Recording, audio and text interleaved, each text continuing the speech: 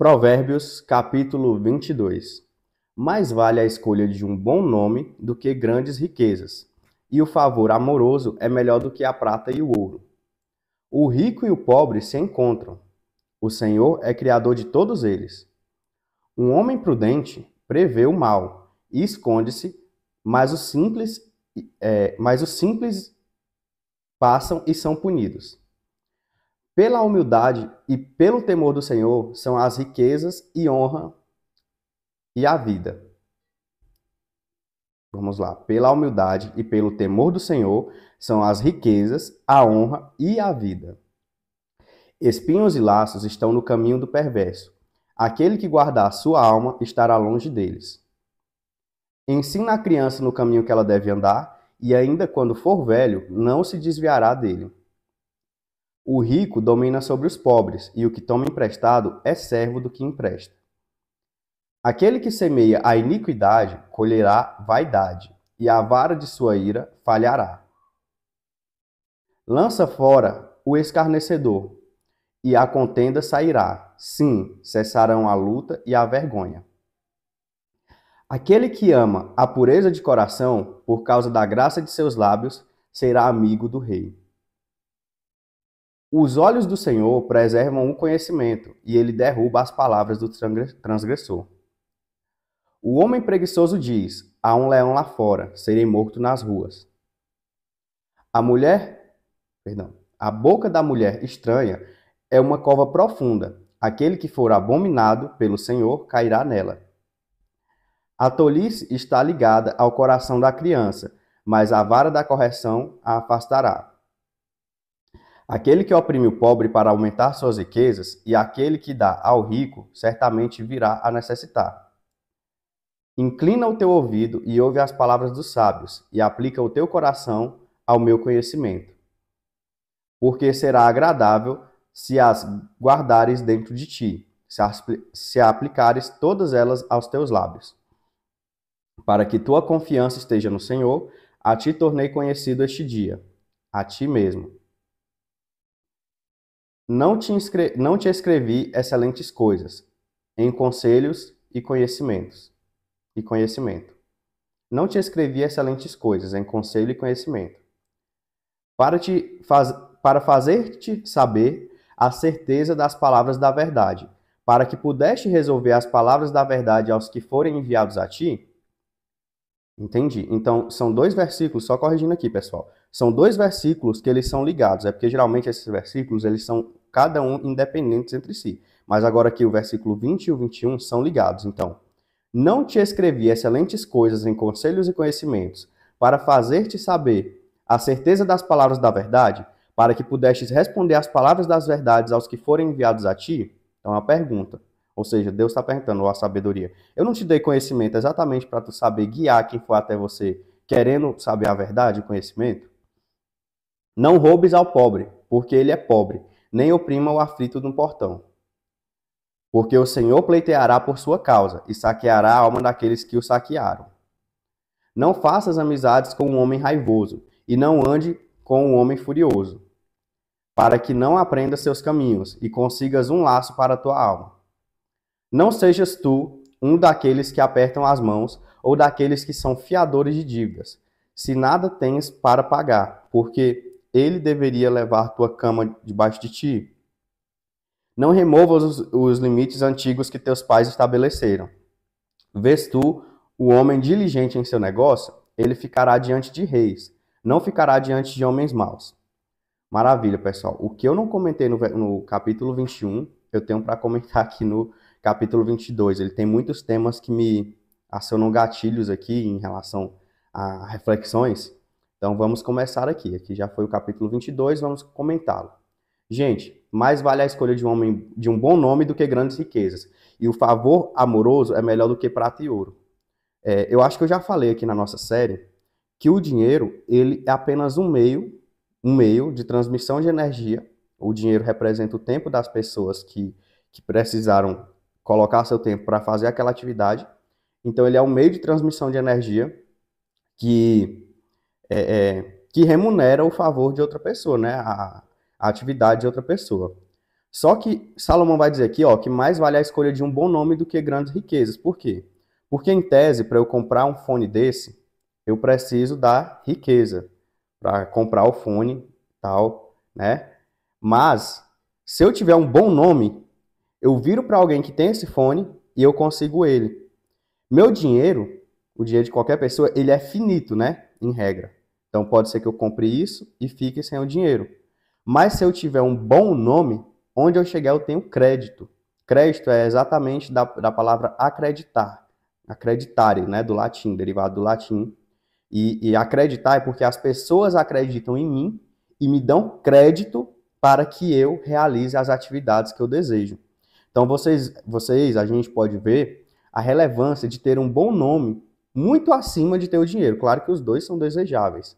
Mas entre, por exemplo, a pessoa dizer, não, eu preciso ser trapaceiro aqui porque eu preciso desse dinheiro. E entre você cultivar seu bom nome, muito mais vai valer, como Salomão vai dizer aqui, o bom nome, certo?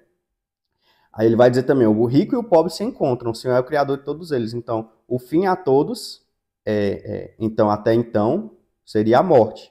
Apesar de que Salomão fala anteriormente que os justos herdarão a terra e os mortos dela serão os outros serão dela extirpados. Aí vai um estudo teleológico, eu não vou entrar por esse caminho, eu vou mais por um caminho aqui literal e de reflexões que eu já vivi e que eu vivo diariamente, tá? Um homem prudente prevê o mal e esconde-se, mas os simples passam e são punidos. Então tem isso também, né? A pessoa que tem entendimento, prudência não é exatamente saber de tudo, é fazer as coisas da melhor forma diante das informações que a gente tem. Então a pessoa que tem prudência, ela se previne para os maus vindouros, para as ameaças que se apresentam, e ela se esconde, ela se prepara ali para aquele mal, enquanto as outras pessoas elas vão de cabeça. Eu estava assistindo uma série, eu estou na realidade, chamada 1923, que ela relata um período, quase ali um faroeste, mas um faroeste ali americano, onde não era exatamente faroeste, ele não fica forçando aquele negócio bang-bang dos interiores, né, de que tinha lá, que a gente vê em faroeste. Ele vai refletir como que era a vida no interior e como se deu aquela vida porque as pessoas moravam nas suas fazendas, no entorno da cidade, e no núcleo habitacional começou a chegar a tecnologia, a máquina de lavar, a geladeira, e algumas outras tecnologias da época, né? Então tem uma cena muito boa que fala assim, que a família toda saiu do interior para ir fazer uma compra, e aí, e o ano era 1920 e poucos, né? Porque a série ela tem o nome 1923, mas a série acontece ali por volta dos anos 1920, talvez entre a Primeira e a Segunda Guerras Mundiais. Então, essa família saiu do interior para ir comprar ali as coisas na cidade, e aí na porta das lojas tinha lá a geladeira, a máquina de lavar, a eletricidade que ia ser implementada nos interiores.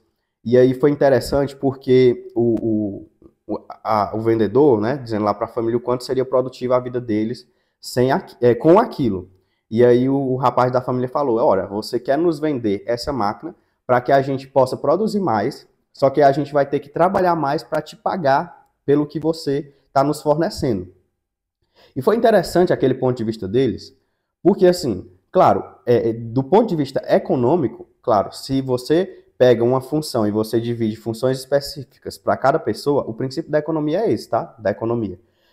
Que se você pega funções distintas, por exemplo, uma pessoa cuida de boi e planta banana, a outra cuida de boi e planta banana, a economia vai dizer que aquele que é melhor em cuidar de bois deve ficar só cuidando de bois, e aquele que é melhor em plantar banana deve ficar só plantando banana, e os dois devem fazer trocas entre si, porque isso será mais produtivo para ambos.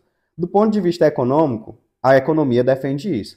Mas a resposta daquele cara foi interessante da série, porque ele disse assim, ó, você quer que eu pegue tua máquina de lavar, pegue tua geladeira, alugue ela, porque na época não era vendida, era alugado, e fique te pagando pela geladeira que eu vou ficar usando e pela máquina de lavar. Por mais que meu dia seja mais produtivo, eu vou ter que ficar te pagando. Então daqui a pouco, dependendo do preço que você colocar, eu vou ter que trabalhar para te pagar por essa benesse, e não para viver minha vida, para ter tempo para minha vida. Então, aqui é um tipo de exemplo que eu quero dar de como aquele homem foi, na minha opinião, prudente, e ele pôde dizer, pô, isso aqui é um mal escondido. Ele está me oferecendo ter comida gelada em minha casa, mas eu sei secar a carne de sol, eu sei, minha mulher já sabe lavar roupa. E aí, a pessoa simples, que só quer a novidade, inclusive lá na ocasião, a mulher, se você assistir a série, você vai ver que ela ficou muito tentada, né, a querer a máquina de lavar, principalmente, porque, óbvio, né, a mulher que ficava com essa atividade. Mas isso, naquele momento, esconde uma ameaça, porque aquilo ali era alugado. E aí, dependendo do preço, o cara poderia ficar com a fazenda deles se eles não pagassem o preço combinado. Então, gente, aqui a gente vê detalhes, né, que Deus vai mostrando para o homem que tem a prudência, que busca ali ficar preparado para os desafios do dia a dia. Muitos benefícios do dia a dia podem estar escondidos de benefício, mas na realidade são coisas que vão cobrar, às vezes, até sua alma. Porque você vai passar o dia trabalhando para pagar por aquilo. Enfim, vamos ao próximo versículo. Pela humildade e o temor do Senhor são as riquezas, a honra e a vida. Maravilha. Espinhos e laços estão no caminho do perverso. Aquele que guardar a sua alma estará longe deles. Também sobre isso, né? Aqui a gente pode até fazer uma correlação com os vícios humanos. O nosso corpo, aí a gente vai ouvir isso em vários pontos, né? Em vários versículos bíblicos, mas eu gosto muito do lugar que eu li da primeira vez na minha vida, de citar isso, que foi na Apologia a Sócrates. Sócrates vai dizer que nosso corpo é cheio de vícios. A gente fica sujo, precisa banhar, a gente sente prazer, a gente sente dor. E para apurar, para temperar nossos sentidos com o que a gente deseja, ou seja, mais dor, mais prazer, menos prazer, mais felicidade, menos felicidade, a gente vai utilizar nosso corpo, que é uma casca que nos engana. E isso é fonte o quê? De desvios para a nossa consciência que está acima de tudo isso.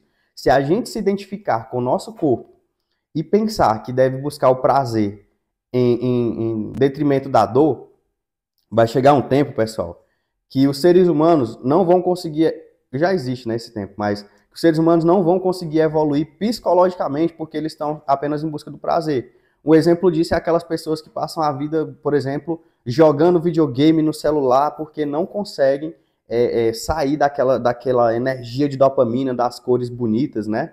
Que ela fica ali do joguinho naquele vício. Então, se você estiver apenas identificado com o prazer ou a fuga da dor, você estará naturalmente preso em uma gaiola. E o legal ou triste é que você mesmo está criando sua gaiola, porque cada pessoa vai sentir prazer ou fugir da dor em determinado nível, com determinado tempero. E aí, quando você se permite viver apenas em busca do prazer, aí você vai ficar preso naquele vício de dopamina, né? E naquela fuga da dor. Por isso que tanta gente diz que é importante malhar e fazer outras coisas nesse sentido para cuidar de si e da mente. Enfim, eu não vou aprofundar aqui é só apenas para quando você ouvir esse tema, você ter a sincronicidade de dizer, pô, isso aqui é importante, quero saber mais sobre. Mas a intenção não é esgotar esse tema aqui, tá? Essa aqui é muito importante, estava conversando sobre isso esses dias. Ensina a criança no caminho que ela deve andar e ainda quando for velho não se desviará dele. Isso é importante e tem ressalvas, né, pessoal? Primeiro parte importante. Esse caminho, a gente poderia ver que seriam, na primeira versão, né? Seria ali, vamos supor, hora de dormir, hora de acordar, como se comportar, como falar, ensinar a estudar e tudo mais. Beleza. Mas, para além de ensinar isso de maneira mecânica, cabe ao pai, à mãe, a quem estiver, né, fazendo a tutoria da criança, instruí-la a buscar o autoconhecimento, a capacidade de se desenvolver por conta própria, sem estar assistindo aula, sem... Claro, a aula é importante para adquirir conhecimentos específicos, para adquirir o caminho que outra pessoa já tomou. Mas, assim, essa capacidade de buscar o que é certo por conta própria. Por quê? Porque o mundo, ele vai mudando vários detalhes na regra do jogo conforme ele gira, certo? Conforme ele gira, as regras do jogo vão se embaralhando, conforme novas pessoas nascem, conforme novos conhecimentos são adquiridos e antigos conhecimentos são perdidos, os conhecimentos se embaralham. O ser humano tem que se adaptar a essa evolução da humanidade para que ele consiga ali continuar nesse jogo. Quem não se adapta vai morrendo, vai se perdendo as gerações e tal. Então, a criança que é ensinada ainda jovem, ela aprende essa tendência de adaptação, de organização. Eu estava conversando sobre isso esses dias, porque eu acho até que eu já falei para vocês aqui, eu tenho uma dificuldade muito grande de acordar cedo. Por quê? Porque o exemplo familiar que eu recebi não foi esse de acordar cedo. E eu não sou o cara que acorda cedo. Mas eu busco, na medida do possível, colocar isso em prática, de acordar razoavelmente cedo, de me desafiar aqui e ali, exatamente para quebrar os padrões. Né? E eu trago isso porque é muito importante para minha filha, afinal é para ela que eu estou fazendo esse vídeo, mas que eu busco quebrar esse padrão na vida dela, ensinar ela, às vezes, a acordar mais cedo, talvez a buscar relaxar na hora de dormir, talvez seja um problema de a gente não saber relaxar, né? De ali desligar as luzes, largar o celular, alguma coisa nesse ponto, ou até de acalmar a voz, a depender da hora do dia. Então, é um ensinamento que acabou se perdendo nas gerações da minha família e que eu tento retomar e talvez eu consiga ou não apresentar para a Atena. Comenta aí, Atena, se você consegue dormir tranquilamente, se você consegue acordar cedo. Se você conseguir, já é uma vitória para a gente. O rico domina sobre os pobres e o que toma emprestado é servo do que empresta. Aqui, pessoal, assim, quando eu reflito sobre a escravidão no Egito e outras coisas, claro que são construções humanas, tá? São construções humanas, históricas e tudo mais. Eu não estou dizendo que existe reencarnação e essas coisas. Mas, assim, até do ponto de vista físico, é meio injusto, né? Com a pessoa que toma emprestado e não paga, e a outra pessoa que emprestou e deu crédito, confiou, e essa pessoa se comprometeu perante Deus e os homens a pagar e não pagou de propósito, essa pessoa tem uma vida normal, uma vida, digamos, ela viva e ela morra e seja a mesma coisa para os dois. Não é ilógico isso, de acordo com as regras que a gente é criado aprendendo? Inclusive, esses dias eu estava lendo o livro A Consolação da Filosofia, que eu pretendo ler de novo para aprofundar os conhecimentos, e eu vou fazer um breve resumo desse livro aqui. Basicamente, um homem muito inteligente e justo lá da época dos romanos, ali eu acho que 1200, 1300, depois de Cristo, ele tinha sido condenado por defender um outro homem justo perante o imperador da época. E ele estava preso, sendo torturado, e ele estava desolado. Até que, de acordo com o livro, a filosofia aparece para ele, personificada como uma mulher bonita, para explicar para ele por que, que o mundo é assim. Por que, que os maus muitas vezes são recompensados, por que, que os bons, ganham, digamos, dor pela sua bondade ou pela sua correção no que estão fazendo, né? Por escolher não seguir o caminho dos maus. E aí, um dos argumentos principais, eles estabelecem lá a premissa que Deus é bom, Deus é o bem por excelência, que apenas o bem leva a Deus, correto? Deus é o bem e apenas fazer o bem vai levar a Deus. E aí eles estabelecem que, por consequência, quem faz o mal, se colher um bem daquele mal, está sendo punido já. Por quê? Porque o mal que ele fez não leva a Deus, por mais que ele colha um bem estático. Vamos supor, o cara quer muito um carro, ele vai lá e rouba o carro. Ele fez um mal, porque ele tirou o carro de alguém que trabalhou para ter o carro. Então ele fez esse mal e ele recebeu uma recompensa de aquele mal que ele fez vai levar ele a um caminho bom. Isso em si já seria a punição. Por quê? Porque ele recebe um reforço positivo na mente dele de que aquele mal é uma coisa boa e ele vai continuar por aquele caminho porque ele está aparentemente tendo um retorno bom. Então isso já seria a punição. E por outro lado, se ele for punido, ele já vai estar recebendo mal também. Se, por exemplo, ele morre, sofre um acidente, alguma coisa, ele também está recebendo mal. Então, de todo jeito, recebendo um bem entre aspas, ou recebendo mal, aquela pessoa que fez o mal já está punida. Por outro lado, a pessoa virtuosa, porque aqui, nessa discussão filosófica, o que importa é a virtude. Se ela faz um bem e ela recebe um bem, ela está colhendo uma coisa boa, porque ela está indo em direção a Deus. E se ela faz um bem e recebe um mal, ela já está sendo também, como eu posso dizer, sendo beneficiada, porque ela, primeiro, estará excluída dos injustos, né, de quem está fazendo mal, porque ela está recebendo, ela não está fazendo. E segundo, porque ela tem a certeza absoluta de que aquele bem que ela fez, ele é uma fonte de virtude, e que aquele bem leva ela ao caminho de Deus, mesmo que pela dor. Entende?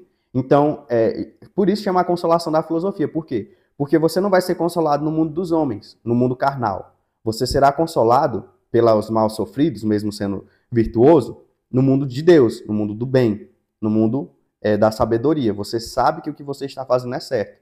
Inclusive, a filosofia, ela é um amor pela sabedoria, né? A tradução da palavra.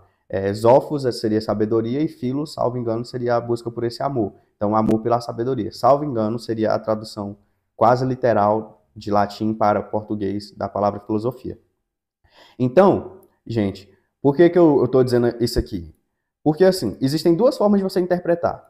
Eu gosto de interpretar também por essa forma, do amor à filosofia, então, sem buscar transcender, sem buscar, desse ponto de vista, observar reencarnação e tal. E do segundo ponto de vista, meu amigo, eu gosto de interpretar da seguinte forma. As pessoas que colhem ou colheram o mal em outras encarnações, se o existam, certamente são reencarnações ou descendentes, propriamente ditos, das pessoas que em algum grau praticaram bem. Eu espero que seja assim. Não é assim? Não sei, não posso provar, não é o foco do nosso estudo, mas eu gosto de pensar assim. E por mais que não seja, a gente tem ainda a consolação da filosofia, que é esse raciocínio que eu conversei há pouco, né? Esse livro foi escrito por Boécio, que foi o homem que foi torturado, de acordo com a história desse livro. Além disso, existe uma última reflexão que também é bíblica, e que eu não lembro se está em Provérbios, mas que vai dizer que se você obedecer a Deus, ou seja, obedecer à verdade, a esse bem que a gente está estudando, suas gerações serão abençoadas. Infinitas gerações, né? Até se eu não me engano, geração número 70, alguma coisa assim. Já se você não obedecer a Deus, sua próxima geração já cairá. Isso foi verdade nas histórias de Davi, Salomão e outros reis, né?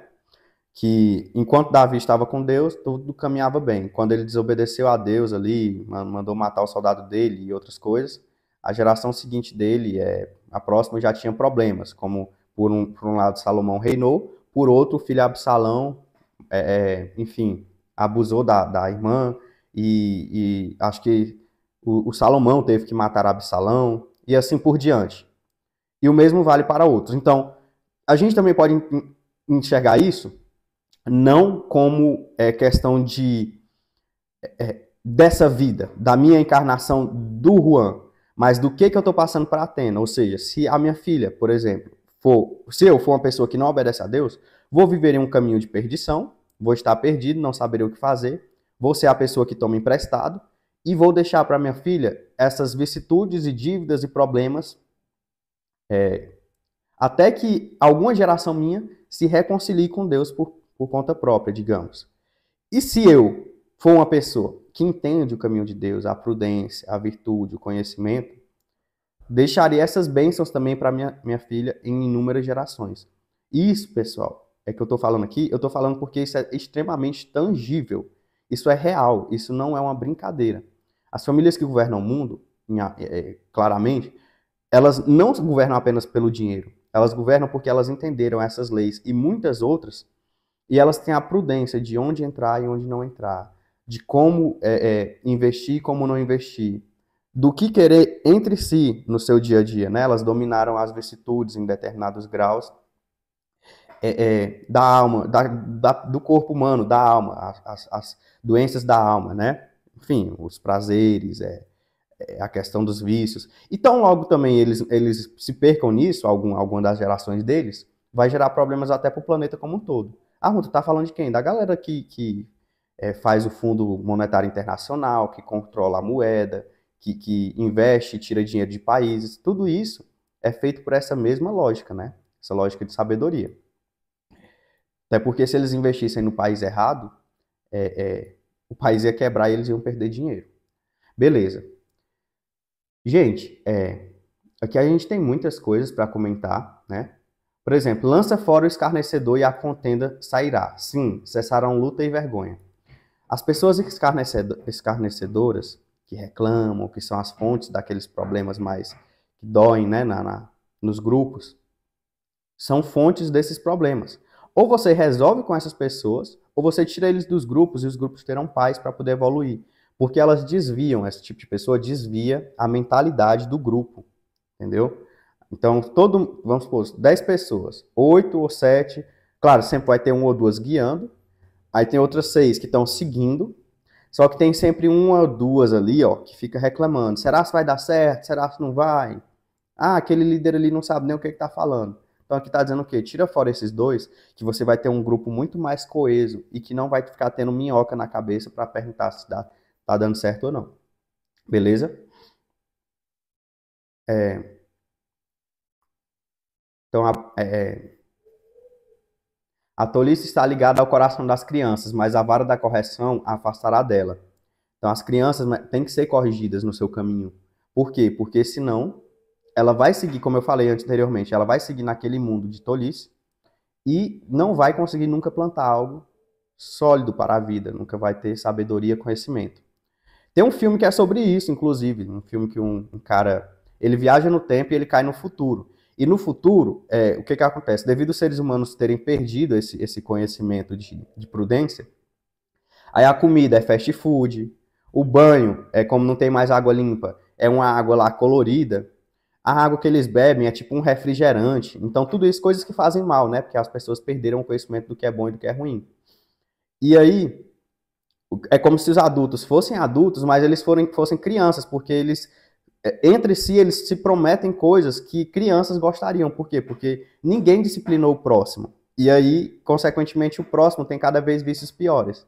Então, a eleição é tipo, vote em mim, porque eu vou distribuir hambúrguer pra gente, em vez de sopa. Tipo, uma coisa assim, lá na época. Tem um filme sobre isso, eu não lembro o nome agora, mas é interessante ver um mundo assim. E aí esse cara, que ele viaja para o futuro, o grande feito dele no futuro, para ele se tornar uma pessoa importante, foi que ele lembrava como é que plantava uma fruta. E aí ele conseguiu, em vez de cultivar lá nos campos, cultivar lá algum tipo de coisa lá que fazia mal, ele conseguiu cultivar a melancia, se eu não me engano. Ele cultivou melancia, o povo aprendeu, e o povo, a partir daí, começou a aprender de novo qual seria o caminho correto. Claro, é um filme de exagero, mas que ele mostra pra gente o que que acontece se a gente não enfrentar as dores, se a gente não buscar, por mais que não é legal. Não é legal assim, não é prazeroso acordar cedo, cuidar do corpo, estudar. A gente vai cair num mundo onde, por mais que o nosso corpo envelheça, nossa mente continua sendo a mente de uma criança que busca o prazer em vez da dor. Aí aqui vem a parte do Salomão, né? Não te escrevi excelentes coisas em conselhos e conhecimento, para fazer-te saber a certeza das palavras da verdade, para que pudesse responder as palavras da verdade aos que forem enviados a ti. Então, esse conhecimento, gente, como todos dizem, sobre transbordar. A gente está adquirindo conhecimento para transbordar na vida das outras pessoas, para que o nosso meio seja um meio próspero. Porque é isso, se a gente deixar apenas os escarnecedores e os tolos falarem, aí a tolice se torna a regra, a mentalidade tola se torna a regra, falar da vida do próximo, roubar ao próximo, acreditar que nada dá certo se torna a regra, e aí fica um vício ambiental de a vida de todo mundo ser assim. E as pessoas não vão viver outra vida, no caso uma vida boa, uma vida com a verdade, uma vida com a honestidade, porque elas nem sabem que é possível, entende? Então a escritura sagrada, ela serve também para isso, para mostrar para a gente o caminho da sabedoria e da verdade. Então eu vou encerrar esse vídeo aqui. Enfim, sempre aqui tem muitos versículos importantes, né? Não faça amizade com um homem raivoso e não ande com um homem furioso. Ou seja, me diga com quem tu andas, que tu direi quem tu és. E por mais que tu não seja aquele raivoso, tu vai trazer ele para o grupo que tu tiver. Então, tu vai ser a pessoa que traz aquela pessoa que não serve ao grupo, porque a gente sabe que pessoas iradas demais, elas geram problemas. Então é isso, vamos ao próximo capítulo. Um abraço.